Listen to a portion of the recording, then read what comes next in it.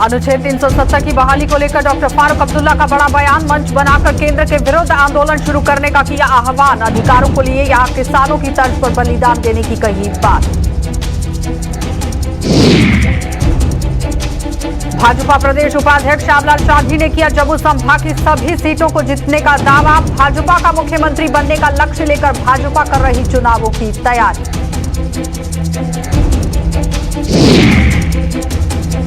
और महाराजा हरि सिंह के जन्मदिवस पर छुट्टी को लेकर जम्मू में प्रदर्शनों का सिलसिला जारी। युवा राजपूत सभा ने सरकार को दी चेतावनी। 10 दिसंबर से इस मांग को कल लेकर करेंगे अनिश्चितकालीन धरना प्रदर्शन। नमस्कार, बुलेटिन में आपका स्वागत है। मैं हूं आपके साथ आशा सरमाल। चलिए शुरुआत करते हैं बुलेटिन की। नेशनल कॉन्फ्रेंस के अध्यक्ष डॉक्टर फारूक अब्दुल्ला ने अनुच्छेद 370 की बहाली को लेकर बड़ा बयान दे दिया है। डॉक्टर फारूक अब्दुल्ला ने कहा कि केंद्र द्वारा छीने गए अधिकारों को पाने के लिए किसानों की तरह बलिदान देना पड़ सकता है। उन्होंने कार्यकर्ताओं से एक ऐसा मंच तैयार करने को कहा जिससे केंद्र शासित प्रदेश को पूर्ण प्रदेश का दर्जा यहां पर मिल सके। और ये बात डॉक्टर फारूक अब्दुल्ला ने नेशनल कॉन्फ्रेंस के संस्थापक और पूर्व मुख्यमंत्री शेख मोहम्मद अब्दुल्ला को उनकी 116वीं जयंती पर आयोजित श्रद्धांजलि समारोह में कार्यवक्ताओं को संबोधित करते हुए कही। वहीं डॉक्टर फारूक अब्दुल्ला ने कहा कि नेशनल कॉन्फ्रेंस के हर कार्यकर्ता और नेता को हर गांव और इलाके में लोगों के संपर्क में रहना होगा। जिस तरह 700 किसानों के बलिदान के बाद केंद्र ने कृषि कानूनों को निरस्त किया, केंद्र द्वारा हमसे छीने गए अधिकारों को वापस पाने के लिए हमें भी इसी तरह का बलिदान देना पड़ सकता है।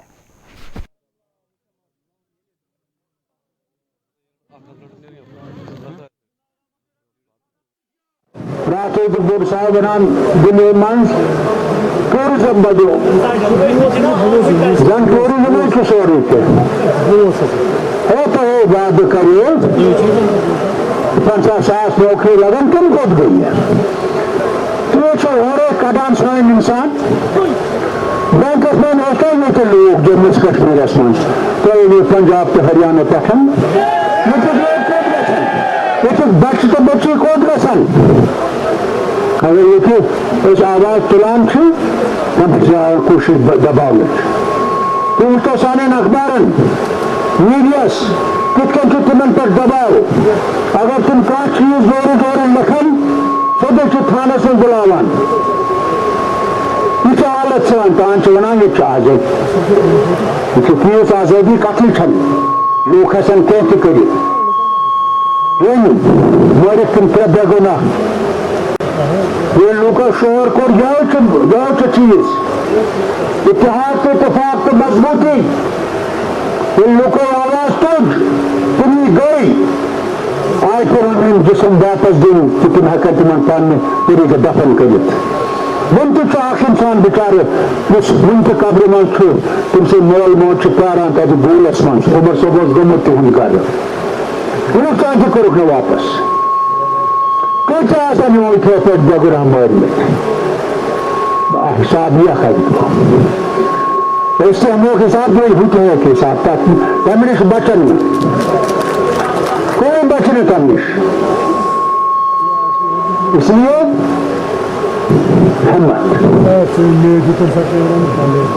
कहा इतफाक था वो बिंदु करें वो समापन सुबोज तक पकड़ बाजा दुश्मनी ना हो वो पेड़ लम्बे तो वो पेड़ लम्बे होश कर दो सिर्फ भाईचारा खिलाफ ना ओस न खून रेजिस मंज शब्दान की नेशनल कॉन्फ्रेंस से जमात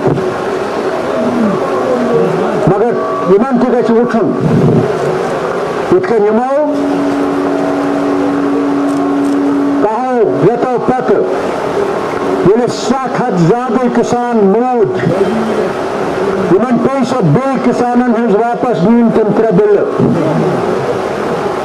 दोस्तों किसानों कुर्बानी दित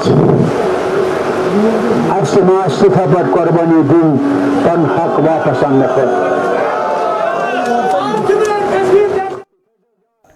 उधर जम्मू में भी पूर्व मुख्यमंत्री शेख मोहम्मद अब्दुल्ला का जन्मदिन धूमधाम के साथ यहां पर मनाया गया। मुख्य कार्यक्रम पार्टी मुख्यालय में आयोजित किया गया, जिसमें नेशनल कॉन्फ्रेंस के प्रांतीय अध्यक्ष रतनलाल गुप्ता सहित बड़ी संख्या में पार्टी नेताओं और कार्यकर्ताओं ने पूर्व मुख्यमंत्री को श्रद्धांजलि अर्पित की। इस अवसर पर प्रांतीय अध्यक्ष रतनलाल गुप्ता ने पूर्व मुख्यमंत्री के योगदान को याद करते हुए पार्टी कार्यकर्ताओं को उनके बताए हुए रास्ते पर चलने का भी आह्वान किया। बाबा कौम ने जो कारनामे यहाँ किए हैं जम्मू कश्मीर की उन्नति के लिए, तरक्की के लिए, डेवलपमेंट के लिए, यहाँ की गुर्बत को ख़त्म करने के लिए, यहाँ के लोगों की सेवा के लिए और यहाँ की जो तरक्की वगैरह हुई थी, उसी सिलसिले में आज तमाम हमारे साथी यहाँ उनको ट्रिब्यूट दे रहे हैं। और हम आशा करते हैं कि जो रास्ता उन्होंने बताया था उसी रास्ते पे हम चले। सबसे बड़ा उनकी कंट्रीब्यूशन है आपसी भाईचारा की। उन्होंने 1947 में जो नारा दिया था शेर कश्मीर का क्या इरशाद, हिंदू मुस्लिम सिख इत्तेहाद, आज ज़रूरत है इस नारे की। पूरे देश के अंदर आज जो हालत बने हुए हैं, जो ये नारा है, यही एक आपसी भाईचारा को मजबूत करता है। तो मैं समझता हूँ कि हमें आज के दिन पे ये याद करना चाहिए कि जो शेर कश्मीर ने रास्ता दिखाया हुआ है, जो शेर कश्मीर ने एक अच्छे ढंग से इस रियासत को ले जाने के लिए बातें काम किए हैं, उन्हीं कामों को हम आगे ले जाएं और रियासत को एक खुशहाल रियासत बनाने की कोशिश करें। वहीं सुरनकोट में नेशनल कॉन्फ्रेंस द्वारा श्रद्धांजलि कार्यक्रम का आयोजन किया गया, जिसमें स्थानीय पार्टी नेताओं और कार्यकर्ताओं द्वारा पार्टी के संस्थापक और पूर्व मुख्यमंत्री शेख मोहम्मद अब्दुल्ला की यहां पर जो बरसी आज मनाई गई है, उसको लेकर उन्हें श्रद्धांजलि भी अर्पित की गई।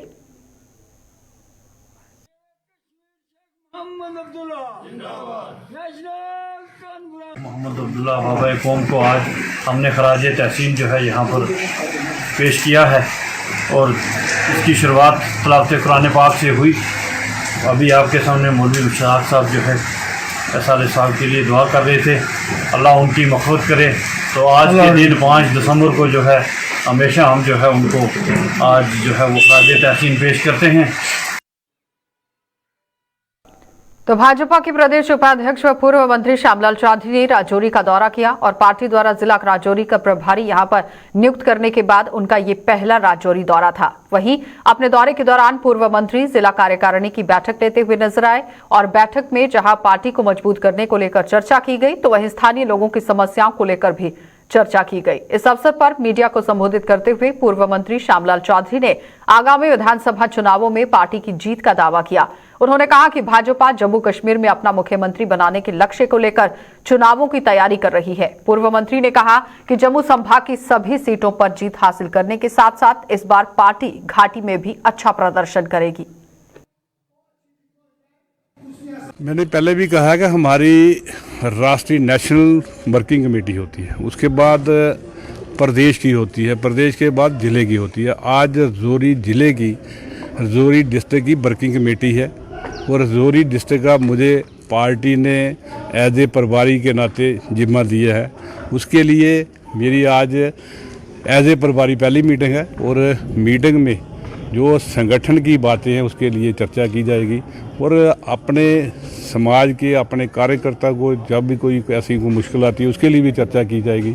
उसके लिए सारे संगठन को मजबूत करने के लिए, ताकि भारतीय जनता पार्टी ये तो नहीं है जब चुनाव आए तब काम करती है। भारतीय जनता पार्टी हर दिन काम करती रहती है और हर समय तैयार रहती है, जब भी कोई चुनाव आए उसके लड़ने के लिए संगठन को मजबूत करके रखती है। हमने तो ये उम्मीद लेकर चल रहे हैं कि जम्मू कश्मीर में इस बार भारतीय जनता पार्टी की सरकार बनानी है और भारतीय जनता पार्टी का मुख्यमंत्री बनाना है, उसको लेकर चल रहे हैं। हमने तो सोचा है कि जम्मू प्रोविंस की सारी सीटें भारतीय जनता पार्टी को आएंगी और कश्मीर में भी भारतीय जनता पार्टी का डीडीसी इलेक्शन में भी परचम लहराया है और आने वाले चुनाव में असेंबली में भी परचम लहराएंगे और जम्मू कश्मीर में भारतीय जनता पार्टी की सरकार।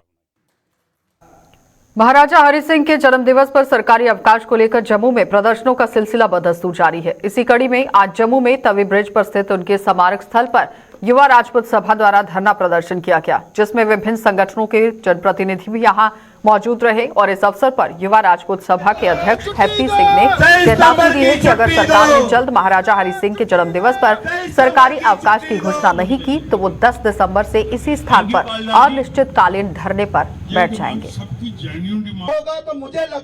बड़े अफसोस के नाखे जंदा एक तरफ दे सरकार जम्मू आखा दिया दूसरी तरफ इन्हें की एक छुट्टी वास्ते असें सारे लोकें सड़कें पर उतरदे हां ते इंदे कन्ना च अज धोड़ी कोई जू नहीं लंघदी है।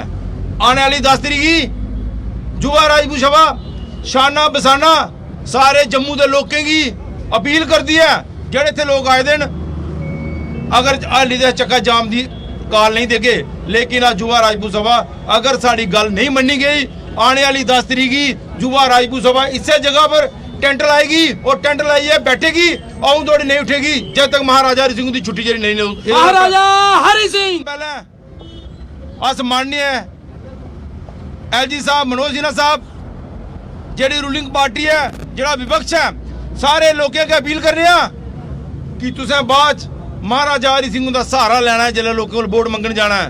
अज जम्मू की आवाज बने दिन जम्मू के लोगों ताईं महाराजा हरि सिंह की छुट्टी सिर्फ एक उनके मान सम्मान की गल है, क्योंकि आने वाली पीढ़ियों के जिसले छुट्टी होग लोगों को पता लगेगी महाराजा हरि सिंह कैसी शख्सियत है।